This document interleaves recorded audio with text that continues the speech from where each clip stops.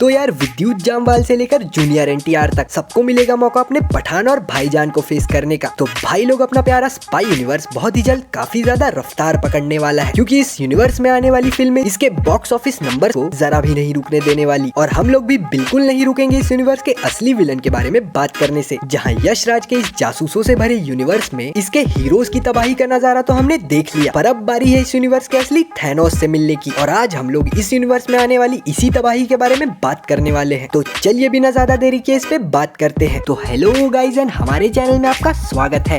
एक super hero जो होता है पूरी दुनिया को बचाने के लिए तुमको मार देगा, मगर एक जो सुपर विलन होता है पूरी दुनिया को खत्म कर देगा।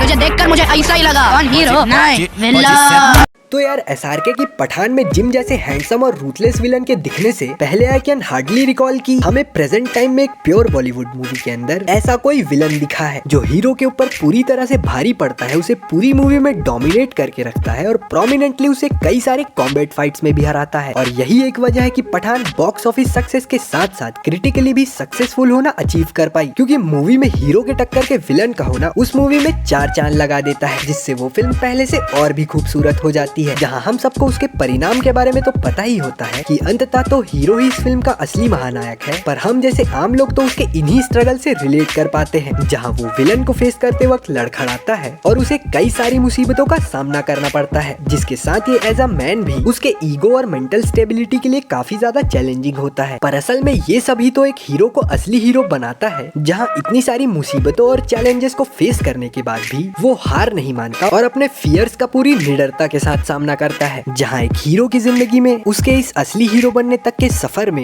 विलन का ही तो सबसे बड़ा हाथ होता है, जो उसे उसकी लिमिट्स को पुश करने पर मजबूर कर देता है। और एक अच्छा हीरो इसलिए अच्छा नहीं है क्योंकि उसके अंदर अच्छाई का भंडार है, वो एक अच्छा हीरो इसीलिए है क्योंकि उसके विलन्स इतने ज्यादा खतरनाक है, मगर फिर भी वो उनका सामना करने का जज्बा रखता है। जहाँ आप रेफरेंस के लिए अपने बैटमैन को ही ले लो, जो इतने खतरनाक विलन से घिरे होने के बावजूद भी पूरी निडरता से उनका सामना करता है। तो भाइयों, इससे ये तो समझ में आता है कि एक मूवी को हिट बनाने के लिए एक अच्छी स्टोरी और अच्छे स्क्रिप्ट के साथ साथ एक अच्छे विलन का होना भी बहुत ज्यादा जरूरी है, जो हमें पिछले लास्ट डेकेड में कुछ गिनी चुनी ही बॉलीवुड मूवीज के अंदर देखने को मिला है, जो बॉलीवुड के सडन डाउनफॉल का एक बहुत बड़ा रीजन भी है। क्योंकि जहां हमने पिछले दशक की बॉलीवुड मूवीज को उसके हीरो के नाम की बजाय विलन के नाम से पुकारा है, वहीं हमें इस नए बॉलीवुड में उछलते कूदते हीरोज के अलावा और कुछ दिखाई ही नहीं देता। पर अब उम्मीद करते हैं कि बॉलीवुड अपनी इन गलतियों को सुधारेगा और हमें जिम जैसे ही और भी बेहतर विलन्स देखने को मिलते रहेंगे। एंड आई होप कि इसकी शुरुआत हमें अपने सस्ते माउंटेन ड्यू यानी वॉर 2 से ही देखने को मिले, क्योंकि इस फिल्म में हमें विलन के किरदार में यंग टाइगर एनटीआर देखने को मिलने वाले हैं। एक्टिंग स्किल्स के बारे में हम सब बखूबी जानते हैं, तो अब ये देखना काफी इंटरेस्टिंग होगा कि वो अपनी इन शक्तियों के प्रदर्शन से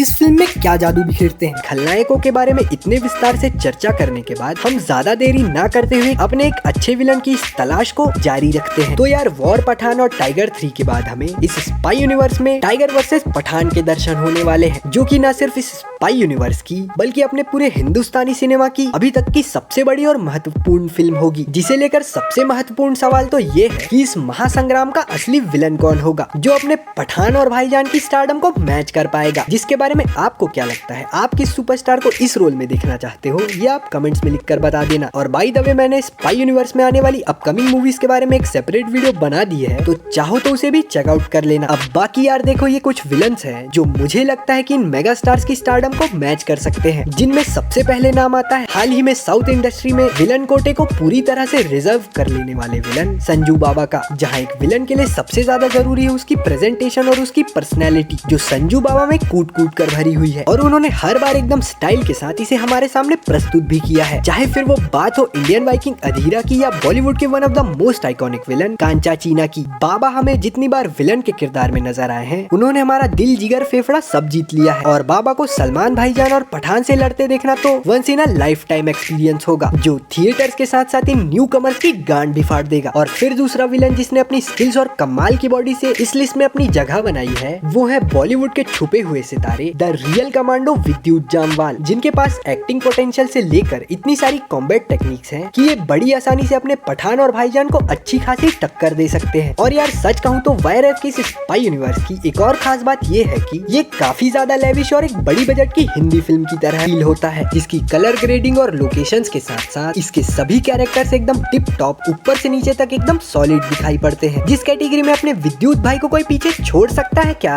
जिस किरदार के लिए अपने विद्युत भाई बचपन से ही तैयार है, क्योंकि ये बंदा अपने आप में ही खुद एक चलता फिरता हथियार है। और फिर तीसरे नंबर पे मैंने एक फीमेल विलन को रखा है जो फिजिकली नहीं पर टैक्टिकली इन दोनों सुरमाओं पर अपना कहर बरसाएगी, जिससे कुछ छोटे मोटे फाइट सीन्स तो हम एक्सपेक्ट कर ही सकते हैं, जो आज तक हमें किसी बॉलीवुड मूवी में प्रॉपरली नहीं देखने को मिला है। पर ऐसे कई सारे कैरेक्टर्स को हमने हॉलीवुड की मूवीज में देख रखा है। पर फीमेल लीड कैरेक्टर के होने का एक नेगेटिव पॉइंट ये भी है कि आप फिजिकली उसे एक हद तक ही एक्सटेंड कर सकते हो, जिसका दायरा काफी ज्यादा छोटा है। और इतने बड़े लेवल की एक्शन मूवी में अगर ब्रूटैलिटी ही ना देखने को मिले तो क्या फायदा होगा। पर खैर इस कमी को वो उसे एक साइड विलन की तरह दिखाकर पूरा कर सकते हैं, जो उनसे डायरेक्टली ना भिड़ते हुए पर्दे के पीछे रहकर इन सब सुपर हीरोज की बैंड बजा देगी। फिर इसके बाद इस लिस्ट में इस यूनिवर्स के रूमर्ड विलन यानी जूनियर एनटीआर का नाम आता है, जो हमें इस बार ऋतिक के अगेंस्ट वॉर 2 में नजर आने वाले हैं। और इस बात के काफी ज्यादा रूमर्स भी आ रहे हैं कि असल में वो ही इस पूरे सिनेमैटिक यूनिवर्स के असली रोलेक्स होंगे, जिनकी एक्टिंग कैपेबिलिटीज और स्टारडम के बारे में मुझे नहीं लगता कि मुझे आपको बताने की जरूरत है। जहाँ इसी मूवी के पोस्ट क्रेडिट सीन में हमें एक दूसरे और नए ही आने वाले काफी खतरनाक खतरे की झलकियां देखने को मिलने वाली है। जी हाँ, इन विलन्स की लिस्ट में एक ओरिजिनल जानवर भी ऐड होने वाला है, जहाँ बॉबी देओल वॉर 2 के पोस्ट क्रेडिट सीन में एकदम रोलेक्स की तरह एंट्री मारकर एक बड़ा धमाका करने की तैयारी में है। और विलन्स की बात हो ही रही है तो लॉर्ड बॉबी के करियर की सेकंड इनिंग्स तो टिकी हुई है इसी कोटे पर, जहाँ सबसे पहले तो उन्होंने आश्रम जैसे ब्लॉकबस्टर सीरीज में गेड़ा बनकर सबको अपने पेड़े का दम दिखाया, और उसके बाद तो कमाल ही हो गया, जहाँ एनिमल में उन्होंने अपनी एक्टिंग और परफॉर्मेंस से रणबीर जैसे सनकी एनिमल को भी पीछे छोड़ दिया। और भाई मैंने इस वीडियो के स्टार्टिंग में इन विलन्स की कैटेगरी के लिए जो भी बातें बताई हैं उसमें खुद लॉर्ड बॉबी एकदम फिट बैठते हैं। तो देखते हैं यार जूनियर एनटीआर के बाद अब अपने लॉर्ड बॉबी अपने अंदरूनी जानवर से इन हीरोज का क्या हाल करते हैं। और अगर बात जूनियर एनटीआर की हो ही रही है तो उनकी recent mega blockbuster film RRR के बारे में तो हम सबको पता ही है, जिसने इरफान खान जैसे लेजेंडरी एक्टर्स के बाद हमारे इंडियन सिनेमा को सही मायनों में एक ग्लोबल पहचान दिलाई है। और उस फिल्म ने हमारे लिए हॉलीवुड के दरवाजे भी पूरी तरह से खोल दिए, जहाँ पे अब बॉलीवुड और साउथ इंडस्ट्री अपनी हर एक मूवी को इस ग्लोबल रीच का इस्तेमाल करके ज्यादा से ज्यादा फैंस तक पहुँचाना चाहते हैं। और ऐसा करने का सबसे अच्छा तरीका तो वहीं के किसी बड़े एक्टर को हमारी मूवीज में कास्ट करने का होगा, जैसा अक्सर हम हॉलीवुड में होता हुआ देखते हैं। और इसी बात के काफी सारे रूमर्स मार्केट में उड़ रहे हैं कि यश राज वाले अपनी सबसे बड़ी फिल्म को और भी बड़ा बनाना चाहते हैं, और वो अपने सिनेमैटिक यूनिवर्स के लिए किसी हॉलीवुड के बड़े एक्टर को अपने थैनोस के रूप में कास्ट करना चाहते हैं, जो कि सच में काफी ज्यादा धमाकेदार होगा। बाकी आप इस रोल में किस हॉलीवुड के एक्टर को देखना चाहते हो